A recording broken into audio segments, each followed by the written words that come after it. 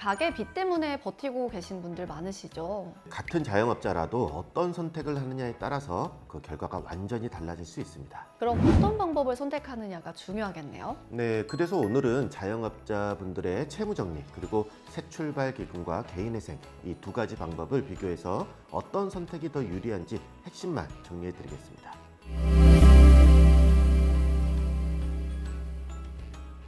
안녕하세요. 법무법인 태신의 개인회생 파산 전문 브랜드 클리어에서 인사드립니다. 전 MC 소혜원이고요. 안녕하세요. 여러분의 개인회생 파산을 클리어하게 해결해 드리는 법무법인 태신의 장훈 변호사입니다.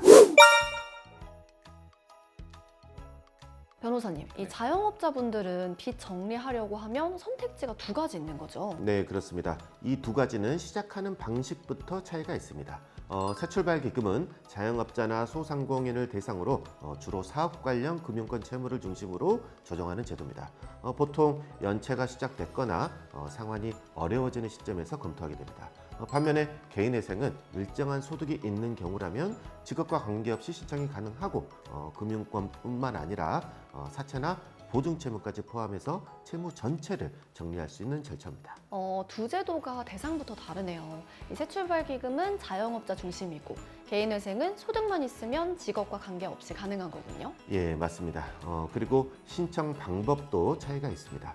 새출발기금은 온라인이나 상담을 통해서 비교적 간단하게 진행할 수 있는 구조고요. 개인회생은 법원에 신청해서 절차를 진행하는 방식입니다. 그래서 단순히 비교해서 선택하기보다는 내 상황을 기준으로 판단하셔야 됩니다. 그럼 새출발기금으로는 어떤 빚까지 정리가 되는 건가요? 네, 새출발기금은 기본적으로 금융권 채무를 중심으로 조정되는 구조입니다. 은행이나 카드사, 저축은행에서 발생한 대출이 주요 대상이 되고요. 자영업자의 경우에는 사업 관련 대출이 주로 포함됩니다. 상황에 따라서 일부 가계 대출도 포함될 수 있습니다. 그럼 다 포함되는 건 아니겠네요. 네, 맞습니다. 그 모든 채무가 포함되는 것은 아니고 개인 간 동거래나 사채 그리고 협약에 참여하지 않은 일부 금융회사 채무는 조정 대상에서 제외될 수 있습니다. 생각보다 빠지는 빚도 많겠는데요. 그래서 채무가 여러 군데 섞여 있는 경우라면 어떤 채무가 포함되는지 미리 확인하시는 것이 중요합니다. 어떤 빚이 포함되는지는 알겠는데 여기서 또 궁금해지는 게 이 새출발기금 신청하면 원금이 무조건 줄어드는가 이거거든요. 이 부분에서 많이 오해하시는 게 있습니다. 신청하면 원금이 자동으로 줄어드는 구조는 아닙니다. 결과는 연체 상태에 따라서 달라집니다. 그럼 신청했다고 해서 무조건 깎아주는 건 아니고 지금 상태가 중요하다는 거네요. 네, 맞습니다. 예를 들어서 3개월 이상 연체된 경우에는 부실 차주로 분류가 되는데요. 이 경우에는 재산 상황 등을 고려해서 최대 80%까지 원금 감면이 가능할 수 있습니다. 그럼 반대로 연체가 아직 많이 안 된 상태면 어떻게 되는 건가요? 연체가 없거나 약 30일 정도의 초기 단계라면 부실 우려 차주에 해당하게 되고 이 경우에는 원금 감면이 적용되지 않습니다. 대신 금리를 낮추거나 상환 기간을 늘리는 그런 방식으로 조정이 이루어집니다. 같은 제도라도 결과가 완전히 다르게 나오는 이유가 이거네요. 네, 맞습니다. 그래서 현재 연체 상태에 따라서 결과가 크게 달라진다고 보시면 됩니다. 이 부분이 개인회생과 가장 큰 차이 중에 하나입니다. 그럼 개인회생은 새출발기금이랑 뭐가 다른 건가요? 가장 큰 차이는 빚을 어디까지 정리할 수 있느냐입니다. 개인회생은 은행 대출뿐만 아니라 개인 간에 빌린 돈이나 사채까지 대부분의 빚을 한 번에 같이 정리할 수 있는 구조입니다. 새출발기금에서는 빠지는 빚들도 여기서는 다 같이 들어오는 거네요. 예, 맞습니다. 그리고 줄어드는 방식도 차이가 있습니다. 개인회생은 상황에 따라서 원금이 크게 줄어드는 경우가 있어서 이 부분을 보고 선택하시는 분들도 많습니다. 단순히 범위만 넓은 게 아니라 줄어드는 정도도 차이가 있는 거네요. 네, 맞습니다. 여기에 하나 더 중요한 차이가 있는데요. 개인회생은 시작 단계에서 법원에서 추심하지 말라라는 결정을 내려주기 때문에 채권자들의 독촉이나 압박이 바로 멈추게 됩니다.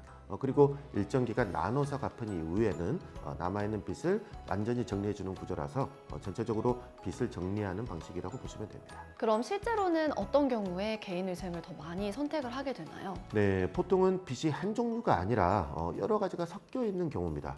예를 들어서 가게를 운영하면서 생긴 대출뿐만 아니라 생활비로 쓴 대출까지 같이 있는 경우에는 한 번에 정리할 수 있는 개인회생이 더 맞는 경우가 많습니다.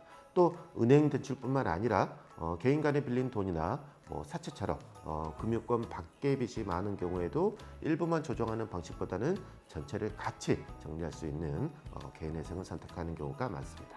단순히 빚 종류만 보는 게 아니라 앞으로 감당할 수 있는지도 같이 봐야 하는 거네요. 예, 맞습니다. 그리고 빚이 많이 쌓여 있어서 줄어드는 폭이 중요한 상황이라면 개인회생이 더 유리할 수 있고요.